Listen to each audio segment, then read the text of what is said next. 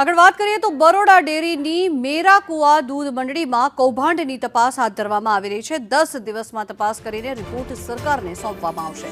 બરોડા ડેરીના એમડી દ્વારા ટીમને તપાસ સોંપવામાં આવી ત્યારે કેતન ઇનામદારે એમડી અને સીએમને ઉદ્દેશીને પત્ર લખ્યો હતો।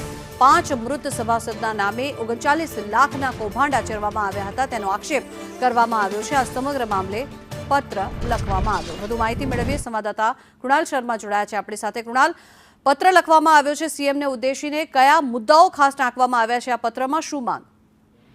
જે રીતે સાવલીના ધારાસભ્ય કેતન ઇનામદારે 2 દિવસ પહેલા ડેસર જિલ્લાની મેરાકુવા દૂધ ઉત્પાદક મંડળી સામે આરોપ લગાવ્યા હતા। 5 જેટલા મૃતક સભાસદો છે તેના નામે 39 લાખ રૂપિયાનો કૌભાંડ કર્યાનો તેમને આરોપ લગાવ્યો હતો અને આ મૃતકોના પણ પુરાવા તેમને રજૂ કર્યા હતા।